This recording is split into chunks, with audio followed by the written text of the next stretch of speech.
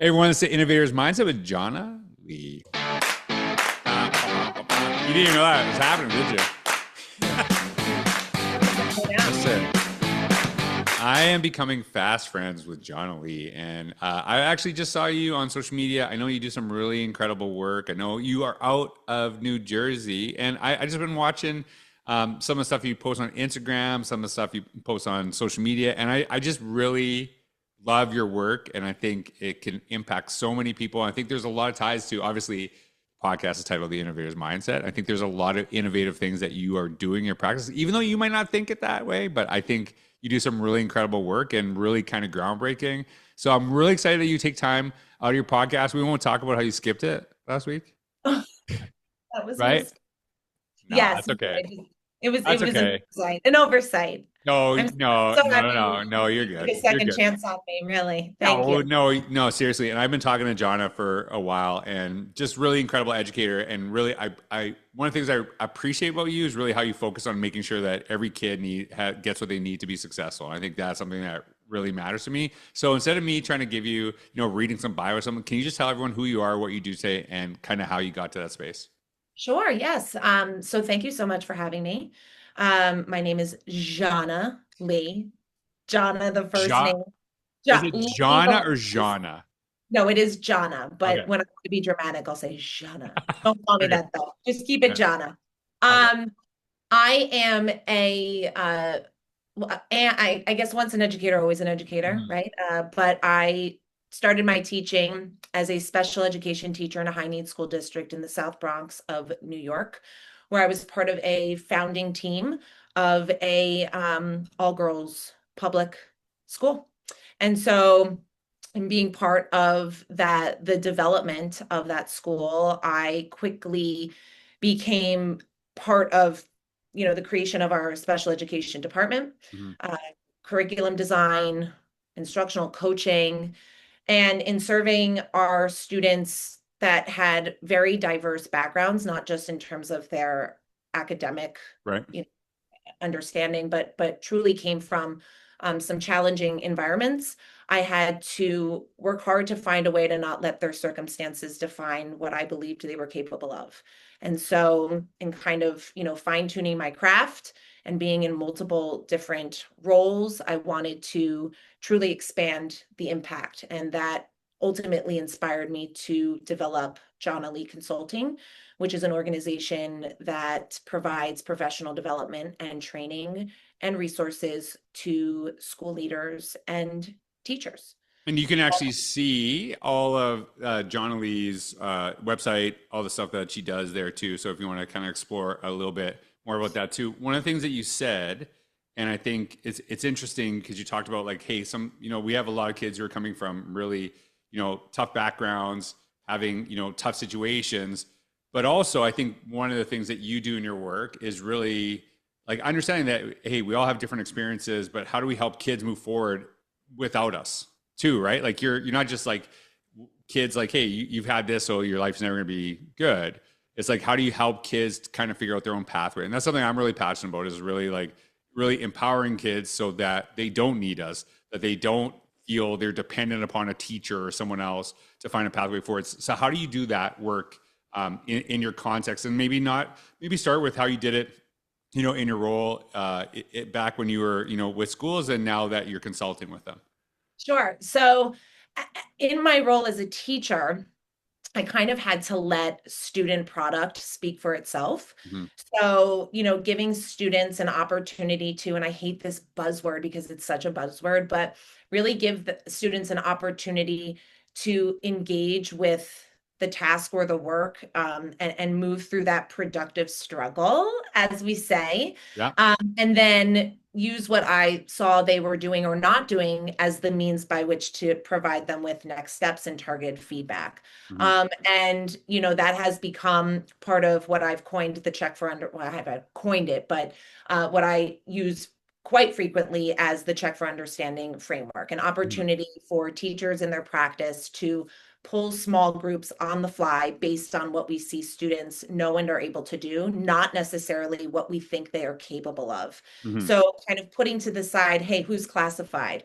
Who is my, who are the students that typically struggle? Well, I know my students so well, and I know that they're always going to get it wrong. Or, who is the behavior child? Or on the other side of that, who are the students that always get it right or are considered gifted and talented? We kind of take all of that, like we kind of push all of that to the side, Hmm. and we just base it on a piece of work.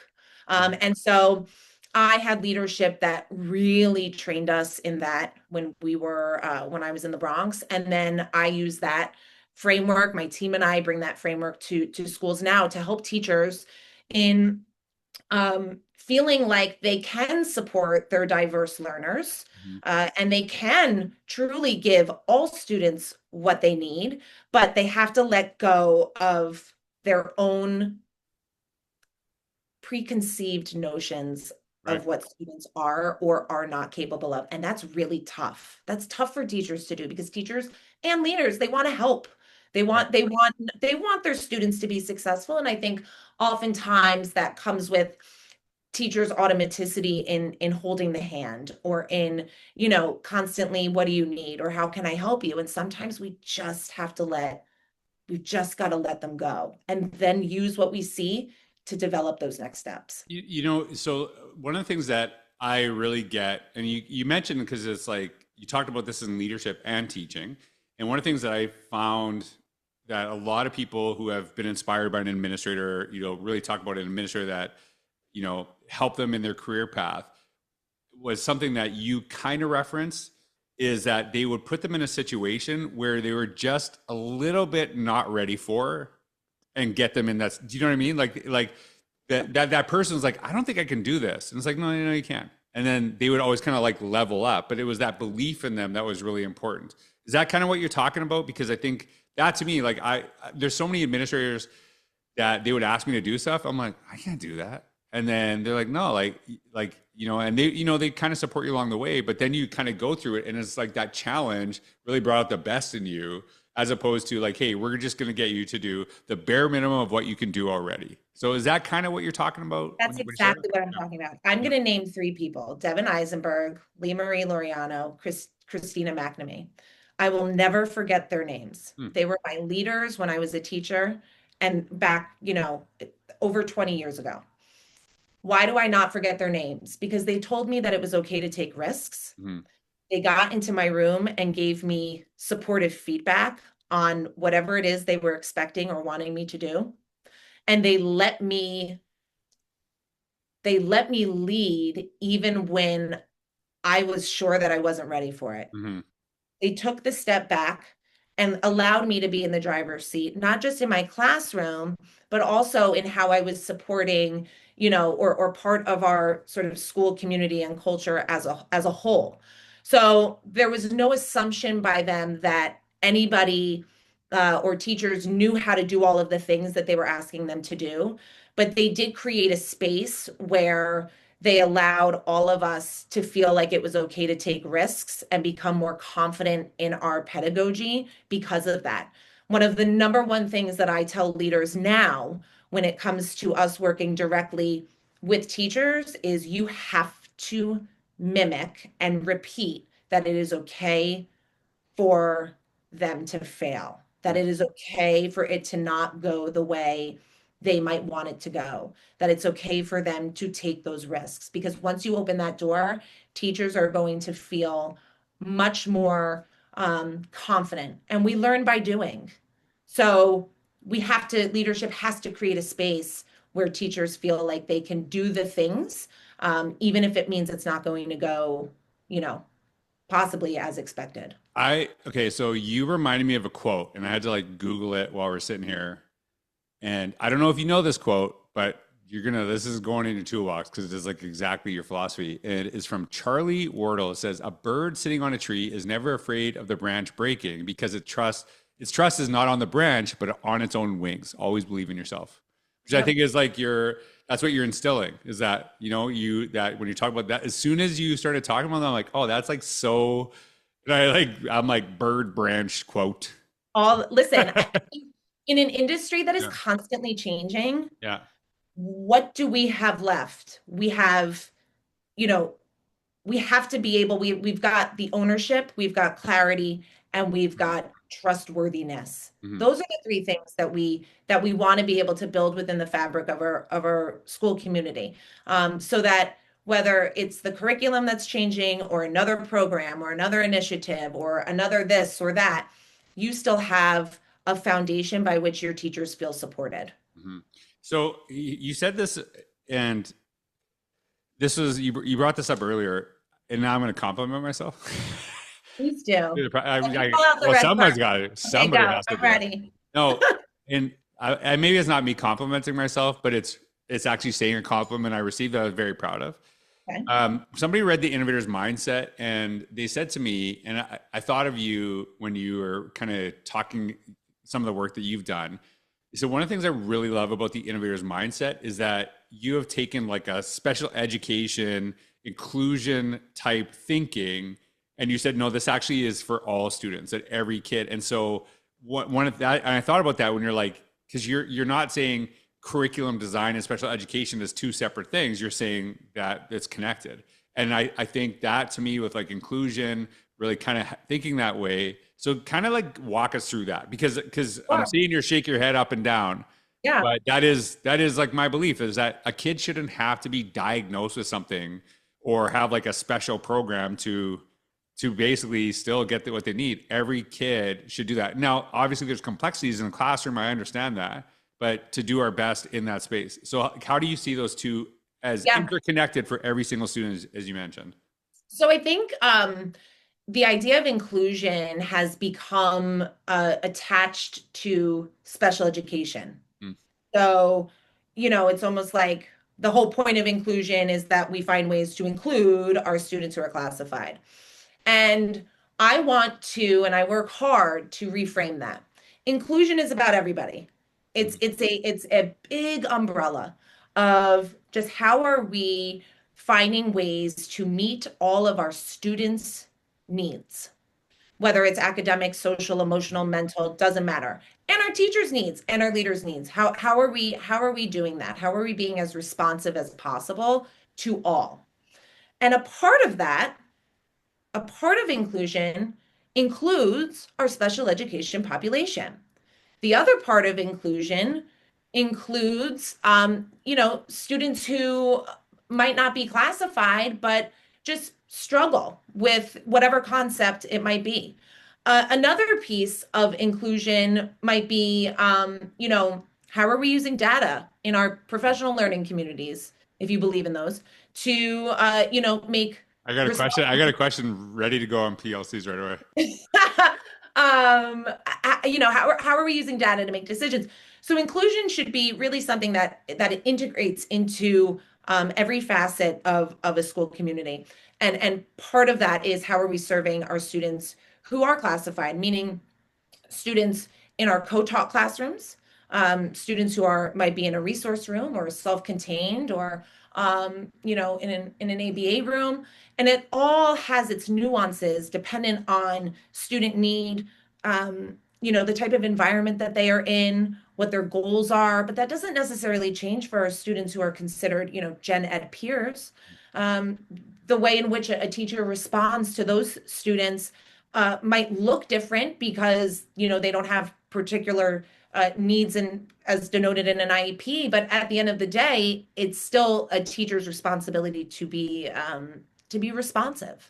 And so a lot of our work involves breaking down the barriers of how do we typically or how is inclusion typically seen, Mhm. and how do we now build that as almost like it's everybody's responsibility to ensure that we are being responsive, irregardless if our students have an IEP or not. Now, this is the last question because I'm already over your time. We had a great conversation before, and We did. always the best conversations are the ones I don't record. That's fine. So That's one fine. day when I'm ready to retire, all those will go off. But so I'm going to be totally honest with you. I'm not a big fan of PLCs, and Mhm. I will tell you why. Okay. And it's not because I don't think they work, No, I but know. because Yep. of the experience. And so I know, and is it fair to say you, before I get into it, would you say like you think they're actually really effective? Like, do you think they can be effective? Sorry. Without, with every bone in my body. Okay. So this is where I'm not saying PLCs suck, but I am saying when I was a teacher and I went through PLCs, they sucked.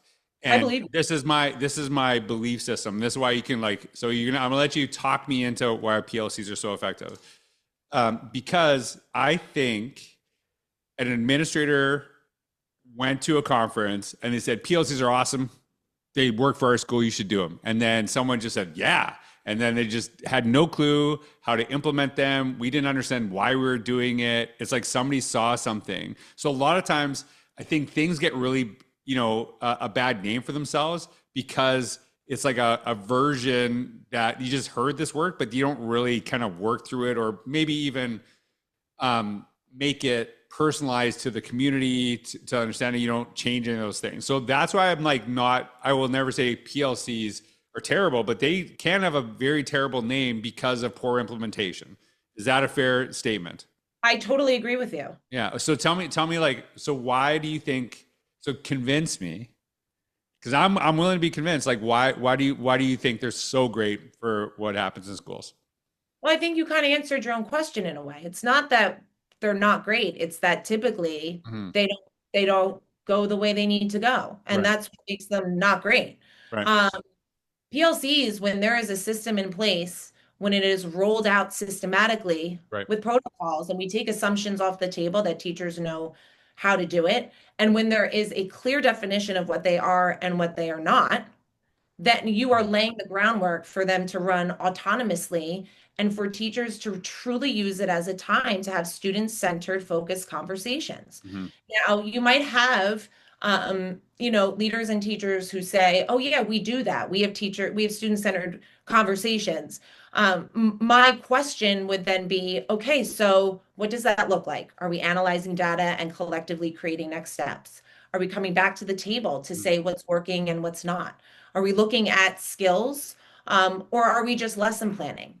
PLCs are not just about lesson planning, Mhm. but they are about co-creating a lesson design based on what we see students need after we analyze student work. I mean, it's all about how are we rolling them out, and then not just that, but how are we sustaining the continuation of them to be impactful and effective.